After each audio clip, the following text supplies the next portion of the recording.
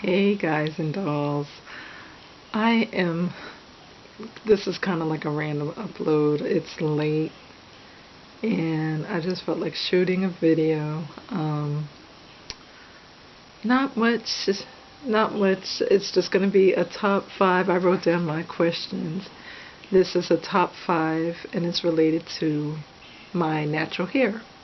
So these are questions that I came up with, and yeah, let's just get started with the video.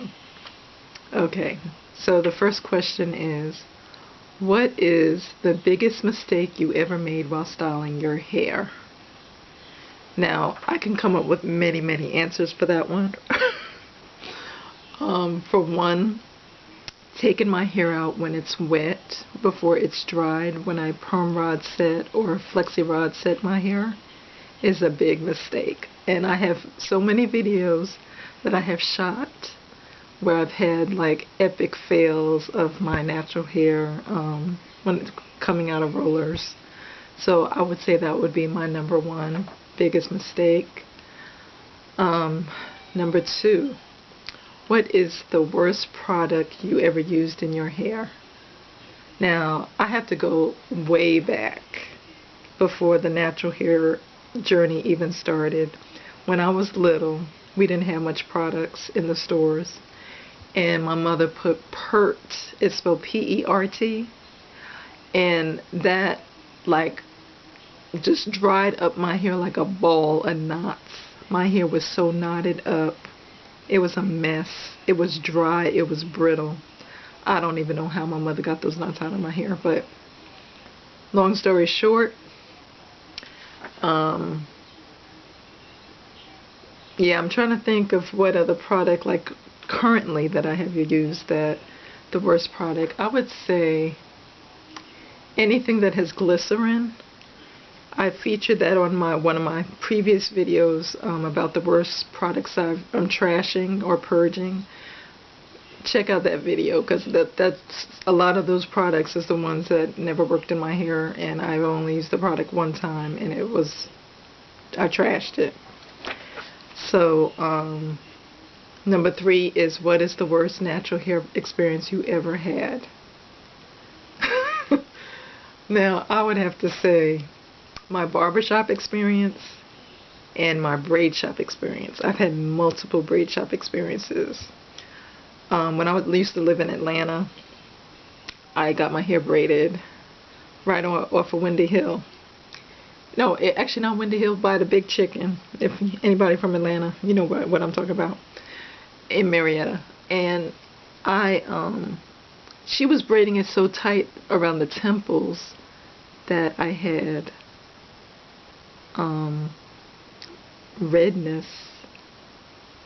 It was all red because she was braiding it so tight. And I told her to stop. And you know, I said she was braiding it too tight. She said, well, my hair can't do this, because my hair can't do that style because I don't have the right shaped head and all this. And she just kept on braiding it tight. So she only did this section in the front. I snatched the hair. I was like, you're pulling. She was literally pulling my hair out of my head. Right here in the temple area was bald. I looked in the mirror. I grabbed my hair, got up. I did not pay her, and I walked out the store. Only half of my head was done. The other half was still, you know, natural. And I was in the car, and I was just snatching my hair and taking the braids out while I was driving. People thought I was nuts. I know there was a white man that was right beside me driving at a red light, and I was just cussing, and I was just taking out my braids and throwing it in the back of the car. So that was the number 1 experience. That was like the worst experience. I was almost in tears. And the second experience is recently, maybe about 5 years ago. I had my hair trimmed, and the barber, I was just chatting and laughing and talking, wasn't really paying attention. She was supposed to just edge up the back of my head.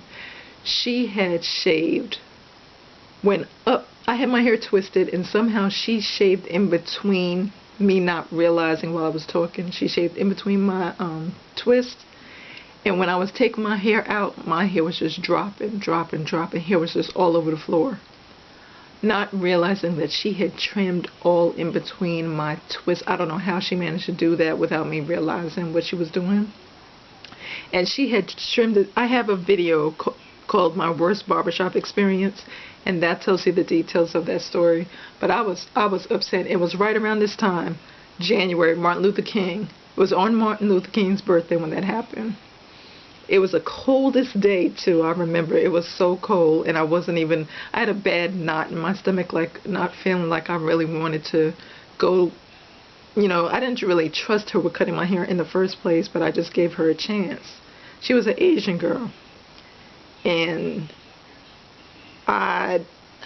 you have to follow your gut, follow your instincts, follow that spirit that speaks within. Because if I had followed that, I wouldn't have wound up in that problem. Up to now, my hair is still thin in the back and never grew back. So, number 4 is, what is the best product you ever used in your hair? I would have to say Coconut Mani by Design Essentials. That happens to really moisturize my hair to the best, to the max, and it has just helped my hair grow. And number 5 is, why did you go natural? It wasn't really a thought process. When I went natural, nobody was natural. Everybody was still wearing a perm, wearing weaves, and doing their thing. I went natural because I was wearing braids. And when I used to take out my braids, I noticed how long my hair was growing. And I liked the pattern of how it looked, even though my hair was dirty, because when you had your hair braided for so long, 3 months, there's a lot of dirt within it. But I also noticed the pattern of when I took it out. I like that, you know, crinkly look, just kind of like how this looks, real crinkly. And I was like, I just kind of looked in the mirror one day and I said, my hair is beautiful. And I started wearing, instead of wearing braids, I just started wearing my hair natural.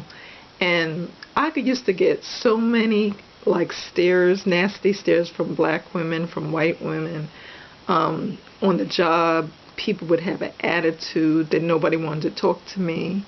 And then when I would put braids in my hair, people would be friendly. They would come up to me, hey, come to my cubicle, hey girl, what's up, and all of this. But when my hair was natural, it was almost like I had some type of disease. Like, and this, it wasn't very long before the natural hair movement. I mean, I would say like maybe 10 years before the natural hair movement it kicked in. So when I saw all these women going natural, and that's where I jumped on YouTube, and YouTube wasn't even how it is today. When I jumped on YouTube, it was like people was just uploading videos. Nobody was making money off of YouTube. It was just a place where you shared information, how to. So I just jumped on YouTube and I also started a blog, started blogging about my experiences with natural hair. So that's how I started being natural. It wasn't really a thought process. I never did no big chop or anything like that. That wasn't even considered when I went natural.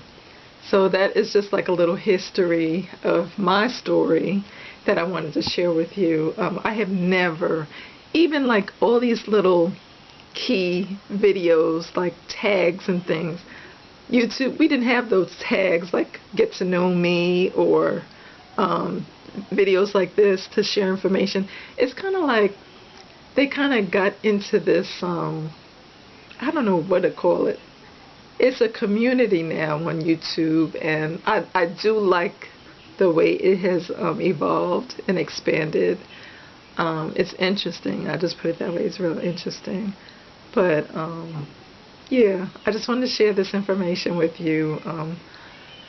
There's another Q&A I'm going to be doing, but that's going to be more about my personal story and who I am as a person. So keep it tuned. If you have not subscribed, make sure you subscribe. And if you already are subscribed, thank you for watching and just supporting me and keeping me in your thoughts. You're also in my thoughts, and shout out. I love y'all, and take it easy. Have a blessed week. Bye bye.